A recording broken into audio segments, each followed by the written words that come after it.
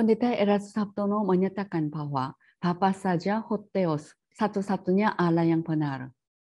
Pendeta Erastus Sabtono menyatakan bahwa Yesus adalah salah satu anak tunggal Bapa di antara 3 anak tunggal Bapa, yaitu Lucifer, Yesus, dan manusia. Itu berarti Yesus yang diberitakan oleh Pendeta Erastus Sabtono adalah Yesus yang lain, a Jesus, bukan the Jesus, dalam 2 Korintus 11 ayat 4. Pendeta Erastus Sabtono menyatakan bahwa Bapa saja yang Maha Kuasa, sumber kuasa. Yesus bukan sumber kuasa. Kuasa yang ada pada Yesus berasal dari Bapa, bukan dari dirinya sendiri. Menurut Pendeta Erastus Sabtono, bahkan sebelum Yesus berinkarnasi, Yesus tidak memiliki hidup atau kekuatannya sendiri, kecuali apa yang telah Yesus terima dari Bapa. Itu berarti Pendeta Erastus Sabtono adalah seorang penganut monarkianisme dinamis, adopsionisme yang dicap sebagai bidat dalam sepanjang masa gereja. Pendeta Erastus Sabtono menyatakan bahwa manusia diselamatkan oleh perbuatan. Jadi, bahkan seorang ateis bisa masuk surga jika ia menjalani kehidupan yang baik, walaupun ia tidak bertobat dan tidak memiliki iman akan kebangkitan Yesus. Jadi jelaslah bahwa Injil yang diberitakan oleh Pendeta Erastus Sabtono adalah Injil yang lain. Dalam Galatia pasal 1 ayat 8 dan 9, Paulus mengutuk orang yang memberitakan Injil yang lain. Namun sayangnya, Ketua Penginjilan Gereja Bethel Indonesia, Pendeta Gilbert Lumoindong, tetap mendukung Pendeta Erastus Sabtono yang memberitakan Yesus yang lain dan Injil yang lain, yang adalah monarkianisme dinamis, Arianisme yang telah dikutuk sebagai bidat dalam sepanjang masa gereja. Karena pasti sudah kenal, yaitu Bapak Pendeta Erastus Sabtono. Haleluya. Pak Eras, senang kita ketemu. Haleluya. Karena beliau pernah menjadi kakak kelas saya, beliau juga pernah menjadi mentor saya dalam pelayanan, dan beliau juga pernah menjadi dosen di seminari tempat saya menimba ilmu, seminari Bethel. Dan hari ini kita bersama-sama sedang mau membahas, karena mungkin secara pandangan teologi ya kadang-kala bisa berbeda-beda, itu normal, tapi kita nggak mau bahas perbedaan, kita lebih bahas yang persamaannya saja. Allah Bapa, hidup yang kekal adalah mengenal Allah, yaitu mengenal satu-satunya Allah yang benar dan mengenal Yesus Kristus yang telah Allah utus. Bapa, kami mau berusaha untuk mengenal satu-satunya Allah yang benar dan mengenal Yesus Kristus yang telah Allah utus, yang adalah hidup yang kekal. Sebagian orang Kristen mengatakan bahwa Trinitas adalah Allah Tritunggal adalah hal yang sulit untuk dipahami. Tetapi kami memahami Trinitas melalui ilustrasi yang sederhana, seperti yang dikatakan dalam Roma 1 ayat 19 sampai dengan 21. Hari ini kami mau membahas Roma 1 ayat 19 sampai dengan 21. Beri pengertian kepada kami yang lebih jelas lagi. Di dalam nama Yesus kami berdoa dan kami mengucap syukur. Amin. Saya baca Roma 1 ayat 18 sampai 22. Sebab murka Allah nyata dari surga atas segala kefasikan dan kelaliman manusia yang menindas kebenaran dengan kelaliman.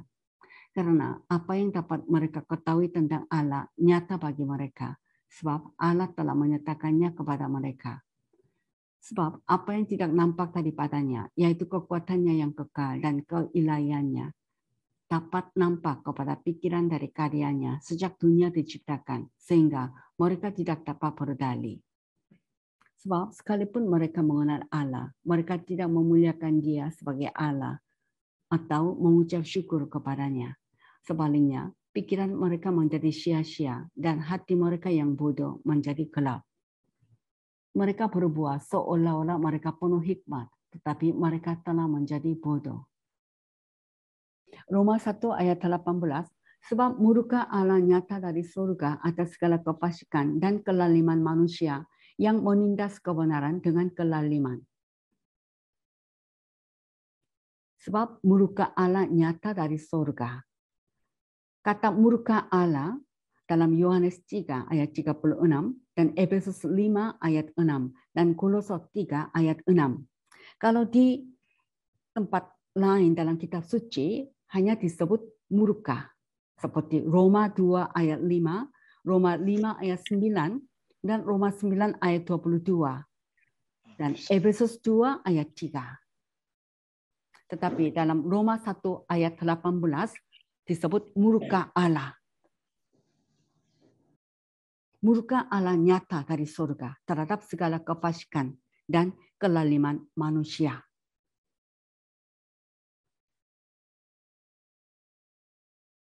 Dalam Roma 1 ayat 18 sampai dengan 22, Paulus membuktikan kefasikan total dunia non-Yahudi dan murka Allah yang pantas dimurkainya. Dalam Roma pasal 2 ayat 1 sampai pasal 3 ayat 8, Paulus membuktikan bahwa orang-orang Yahudi juga fasik, durhaka, dan pantas mendapat murka Allah. Lalu dalam Roma 3 ayat 9 sampai 20, Paulus menyimpulkan kasus baik orang Yahudi maupun bukan Yahudi dengan membuktikan bahwa seluruh dunia bersalah di hadapan Tuhan. Kata kefasikan dan kelaliman manusia.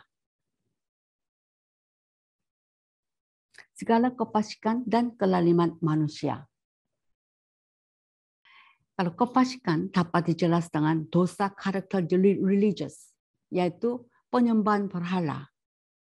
Dalam Roma 1 ayat 19 sampai 25. Dan kelaliman dapat dijelaskan oleh dosa karakter moral, yaitu maksiat, immoral. Roma 1 ayat 26 sampai 31.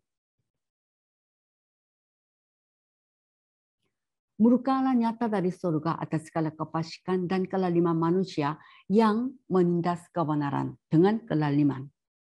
Yang menindas kebenaran dengan kelaliman. Kata menindas berarti menahan atau menekan. Kebenaran, yaitu kebenaran tentang identitas Allah yang dikatakan dalam ayat 19. Apa yang dapat mereka ketahui tentang Allah? Apa yang dapat mereka ketahui tentang Allah ditekan, ditahan oleh kelaliman manusia.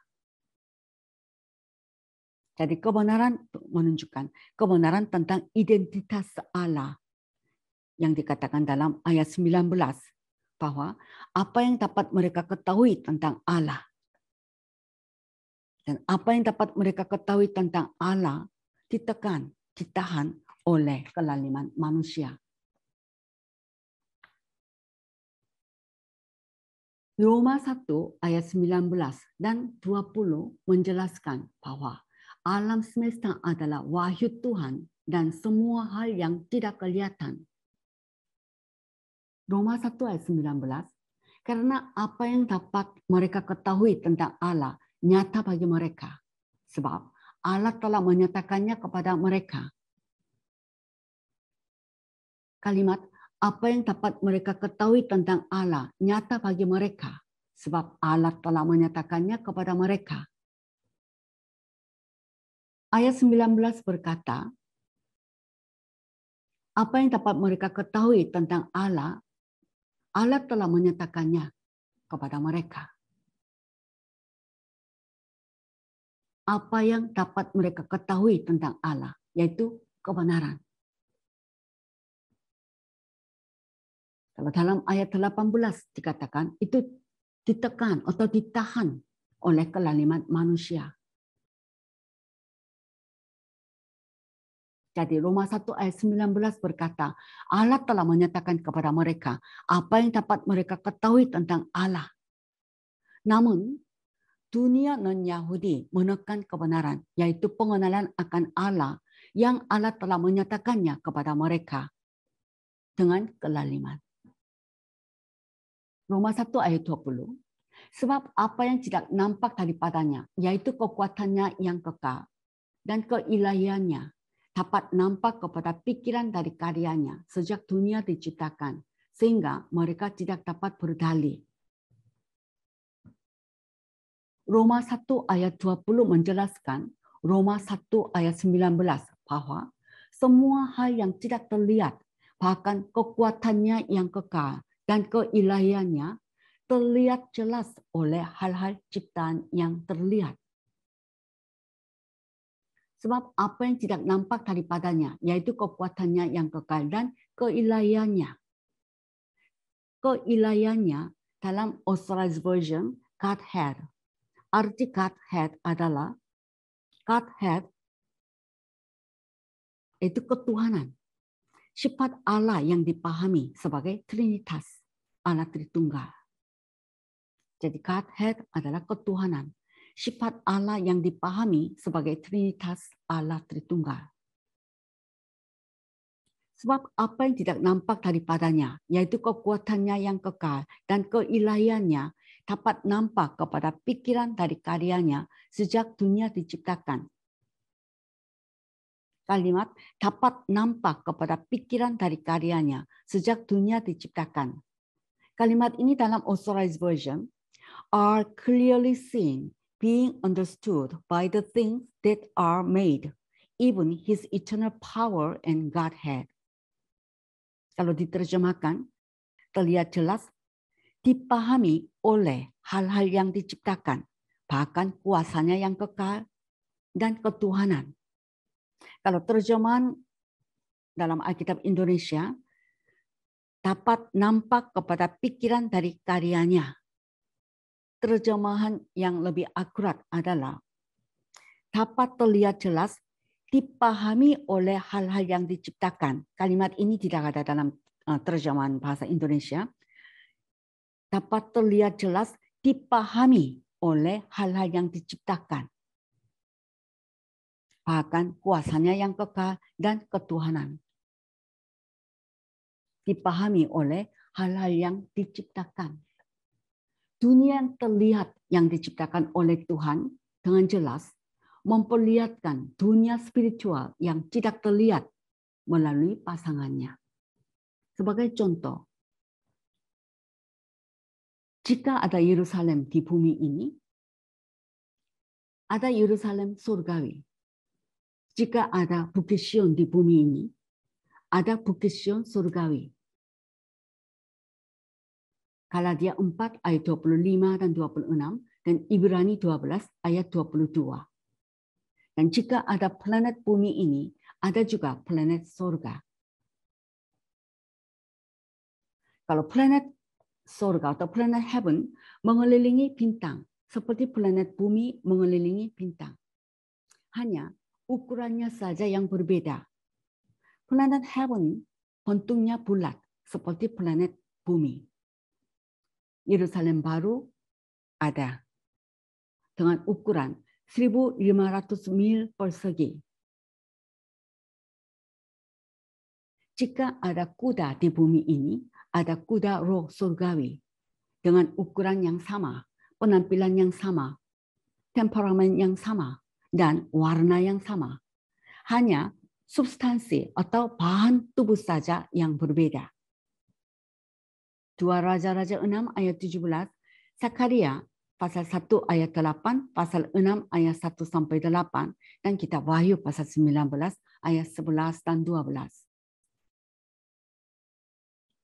Dengan cara yang sama, semua makhluk yang terlihat di bumi ini yang diciptakan oleh Tuhan, ada pasangannya di dunia roh yang tidak terlihat dengan ukuran yang sama dan penampilan yang sama. Apakah hanya adanya kuda di langit? Segala sesuatu di bumi ini memiliki pasangan di surga. Segala sesuatu. Lalu siapa pasangan yang menunjukkan Allah yang tidak terlihat? Manusia yang diciptakan menurut gambar dan rupa Allah adalah pasangan Allah yang tidak kelihatan. Jika manusia terdiri dari tubuh, jiwa, dan roh, seperti dikatakan dalam 1 Tesalonika 5 ayat 23, Allah juga terdiri dari tubuh, jiwa, dan roh. Jika ada roh dan jiwa, ada juga tubuh yang menampung roh dan jiwa itu. Jika ada tubuh jasmani, ada tubuh rohani. Jika ada tubuh duniawi, ada tubuh surgawi. Roma 1 ayat 20 menyatakan bahwa ketuhanan dengan jelas diperlihatkan dan dapat dipahami oleh ciptaan yang kelihatan.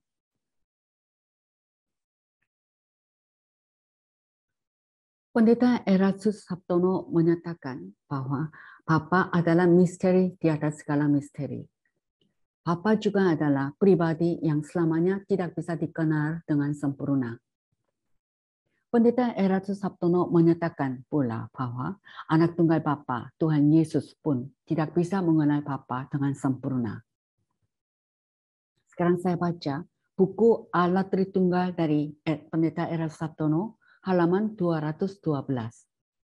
Sesungguhnya Bapa adalah misteri di atas segala misteri. Dia juga adalah pribadi yang selamanya tidak bisa dikenal dengan sempurna. Halaman 213.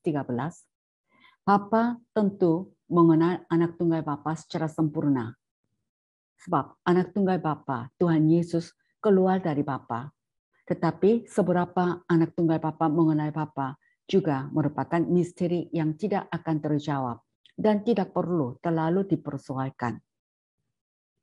Akan tetapi, Tuhan Yesus berfirman bahwa anak dan orang-orang yang dipilihnya mengenal Bapa dengan sempurna. Saya baca Injil Matius 11 ayat 27 dalam Williams Translation. All things have been entrusted to me by my Father, and no one but the Father perfectly knows the Son, and no one but the Son perfectly knows the Father, and the one to whom the Son chooses to make him known. Saya terjemahkan dalam bahasa Indonesia. Segala sesuatu telah dipercayakan kepadaku oleh Bapa-Ku, dan tidak seorang pun kecuali Bapa yang mengenal anak dengan sempurna, dan tidak seorang pun kecuali anak yang mengenal Bapa dengan sempurna, dan orang yang kepadanya anak memilih untuk memperkenalkannya. Bapa mengenal anak dengan sempurna, dan anak mengenal Bapa dengan sempurna, dan juga orang-orang yang kepadanya anak memilih untuk memperkenalkan Bapa, mengenai Bapa dengan sempurna. Tuhan Yesus berfirman bahwa pengenalan akan Allah adalah hidup yang kekal. Saya baca Injil Yohanes 17 ayat 3. Inilah hidup yang kekal itu, yaitu bahwa mereka mengenal Engkau, satu-satunya Allah yang benar, dan mengenal Yesus Kristus yang telah Engkau utus. Tuhan Yesus berfirman bahwa pengenalan akan Allah Bapa dan Yesus Kristus adalah hidup yang kekal. Tetapi mengapa Pendeta Erastus Sabtono berani mengatakan bahwa Bapa adalah misteri di atas segala misteri dan selamanya tidak bisa dikenal dengan sempurna? Paulus menyatakan bahwa bahkan orang berdosa non-Yahudi pun mengenal Allah dan memahaminya oleh hal-hal yang diciptakan, karena Allah telah menyatakan kepada mereka apa yang dapat mereka ketahui tentang Allah. Roma pasal 1 ayat 19 sampai 21. Kitab suci berkata, terutama dalam Roma 1 ayat 19 sampai 21, bahwa ketuhanan dengan jelas diperlihatkan, bahkan dapat dipahami oleh hal-hal yang diciptakan. Dalam Roma 1 ayat 19 sampai 21, Paulus menjelaskan dengan sangat jelas bahwa manusia dapat memahami Allah. Paulus memberi kita ilustrasi sederhana. Paulus berkata bahwa bahkan orang berdosa dapat memahami Allah oleh manusia yang diciptakan menurut gambar dan rupa Allah. Apakah perlu bagi semua tiga pribadi ilahi yang ada dalam persatuan untuk kehilangan kepribadian mereka sendiri, tubuh, jiwa, dan roh mereka sendiri, dan semua tiga pribadi ilahi masuk ke dalam satu pribadi ilahi agar tiga pribadi ilahi ada dalam persatuan? Tidak dapatkah tiga pribadi ilahi mempertahankan individualitas tiga pribadi ilahi dan tetap menjadi satu dalam persatuan? Allah ada sebagai tiga pribadi ilahi yang terpisah dengan tiga tubuh, jiwa, dan roh yang terpisah dan masih menjadi satu dalam persatuan. Analogi Tritunggal yang salah. Tiga pribadi ilahi sama seperti seorang manusia yang terdiri dari tubuh, jiwa, dan roh. Ini merupakan analogi Tritunggal yang salah. Analogi Tritunggal yang benar. Tiga pribadi ilahi ada dalam persatuan, sama seperti tiga orang ada dalam persatuan dengan sehati, sejiwa. Sekali lagi, analogi Tritunggal yang benar adalah bahwa tiga pribadi ilahi ada dalam persatuan, sama seperti tiga orang ada dalam persatuan dengan sehati, sejiwa. Jika ketuhanan Godhead terdiri dari tiga pribadi yang terpisah dan berbeda, sebagaimana dinyatakan dengan jelas dalam 1 Yohanes 5 ayat 7 dan 8, maka kita harus percaya bahwa setiap pribadi ilahi memiliki tubuh, jiwa, dan roh pribadi, seperti halnya setiap manusia. Jika ada tiga pribadi dalam ketuhanan dan mereka ada sebagai satu, kita harus memahami keesahan ini. Sama seperti dalam kasus beberapa orang menjadi satu dalam persatuan, one in unity. Seperti dalam Yohanes 17 ayat 11, ayat 21 sampai 23, dan Matius 19 ayat 5, Ibrani 2 ayat 11, 1 Korintus 6 ayat 17, Kisah Rasul 4 ayat 32. Sekarang kita kembali ke Roma 1 ayat 21. Sebab sekalipun mereka mengenal Allah, mereka tidak memuliakan Dia sebagai Allah atau mengucap syukur kepadanya. Sebaliknya, pikiran mereka menjadi sia-sia dan hati mereka yang bodoh menjadi gelap. Pikiran mereka menjadi sia-sia. Kalimat ini dalam NRSV, they became futile in their thinking. They became futile. Secara harfiah, they were made futile by God. They became futile in their thinking. Mereka menjadi sia-sia dalam pemikiran mereka. Secara harfiah, mereka dibuat sia-sia oleh Allah dalam pemikiran mereka. Dibuat sia-sia oleh Allah dalam pemikiran mereka. Roma 1 ayat 22, mereka berbuat seolah-olah mereka penuh hikmat, tetapi mereka telah menjadi bodoh. Kalimat mereka telah menjadi bodoh. They became fools. Kalimat ini secara harfiah, they were made foolish by God. Mereka dibuat bodoh oleh Allah.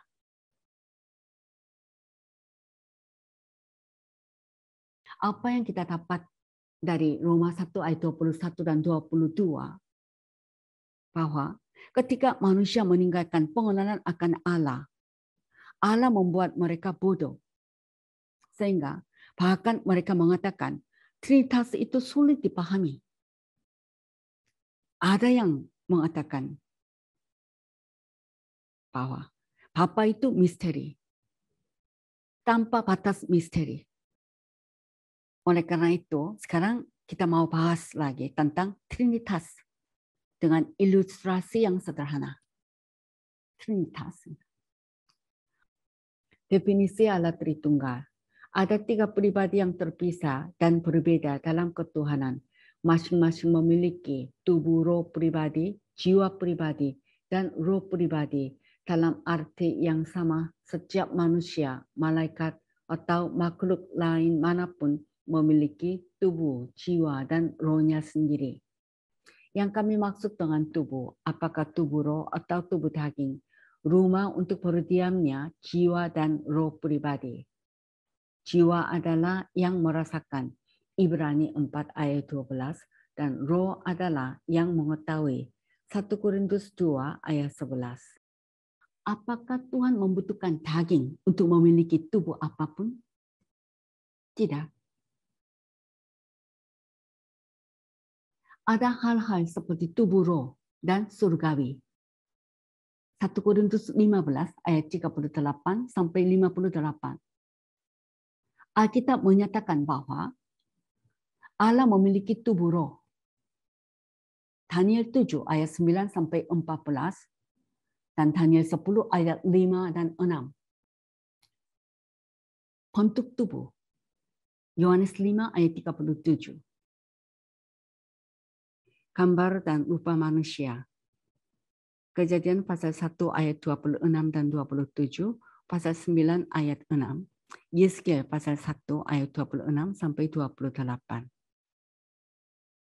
Jadi Alkitab menyatakan bahwa Allah memiliki tubuh roh, bentuk tubuh, dan gambar dan rupa manusia. Dan bagian-bagian tubuh seperti belakang, dalam Keluaran 33 ayat 23, hati, Kejadian 6 ayat 6, dan tangan dan jari-jari, Keluaran pasal 31 ayat 18. Mazmur 8 ayat 3 sampai 6, Wahyu 5 ayat 1, 6 dan 7. Hidung. Kitab Mazmur 18 ayat 9 dan 16. Dan mulut. Bilangan 12 ayat 8. Bibir dan lidah. Yesaya 30 ayat 27. Dan kaki. Yeskiel 1 ayat 27. Mata. Kelopak mata. Kitab Mazmur pasal 11 ayat 4. Pasal 18 ayat 25. Telinga. Kitab Mazmur 18 ayat 7. Rambut, kepala, wajah, lengan. Daniel 7 ayat 9 sampai 14, Wahyu 10 ayat 5 dan 6, Wahyu 22 ayat 4 sampai 6 dan lain-lain. Dan jiwa dan roh pribadi. Ibrani 10 ayat 38 dan Mazmur 143 ayat 10. Dan semua hal lain yang merupakan makhluk atau pribadi dengan tubuh, jiwa, dan roh. Malaikat, kerubim, serafim, dan semua makhluk roh lainnya memiliki tubuh roh dan jiwa dan roh pribadi. Mereka telah terlihat dengan mata alami manusia lebih dari 100 kali dalam kitab suci. Di antaranya Ibrani 13 ayat 2. Kita mau baca satu ayat, yaitu Ibrani 13 ayat 2. Jangan kamu lupa memberi tumpangan kepada orang, sebab dengan berbuat demikian, beberapa orang dengan tidak diketahuinya telah menjamu malaikat-malaikat. Jika semua makhluk roh lainnya memiliki tubuh roh, tidak bisakah para anggota Trinitas, yaitu Bapa, Firman, dan Roh Kudus juga memiliki tubuh roh? Tuhan telah dilihat secara fisik oleh mata manusia berkali-kali. Haleluya. Sekali lagi saya katakan bahwa ketika manusia meninggalkan pengenalan akan Allah, Allah membuat mereka bodoh. Sehingga ada yang mengatakan Trinitas itu sulit dipahami. Bahkan ada yang mengatakan Bapa itu misteri. Tanpa batas misteri. Sedangkan Alkitab berkata, orang berdosa non-Yahudi pun dapat memahami Allah, apalagi orang-orang kudus. Roma pasal 1 ayat 19 sampai 21.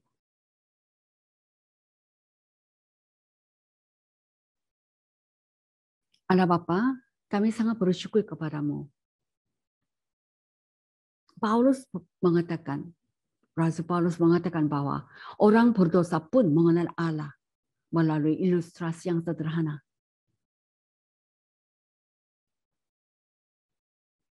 Seharusnya orang kudus lebih memahami Allah Tritunggal melalui manusia yang diciptakan menurut gambar dan rupa Allah.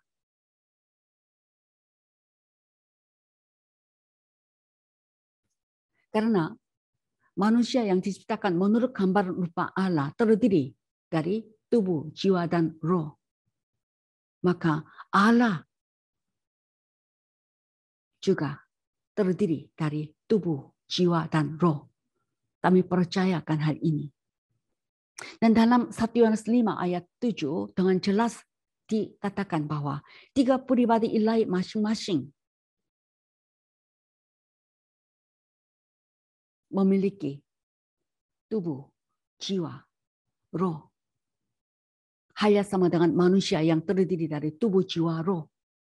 Dan 3 pribadi ilahi ada dalam persatuan. Sama seperti 3 orang ada dalam persatuan dengan sehati sejiwa.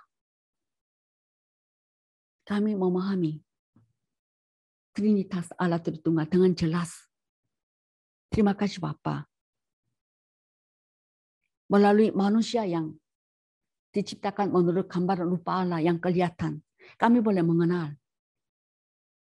Allah Tritunggal. 3 pribadi ilahi masing-masing memiliki tubuh, jiwa, roh pribadi dan ada dalam persatuan. Definisi Allah Tritunggal dengan sederhana. 3 pribadi ilahi masing-masing memiliki tubuh, jiwa, roh pribadi dan ada dalam persatuan. Terima kasih Bapa atas pengertian yang kami peroleh. Di dalam nama Yesus kami berdoa dan kami naikkan syukur kami.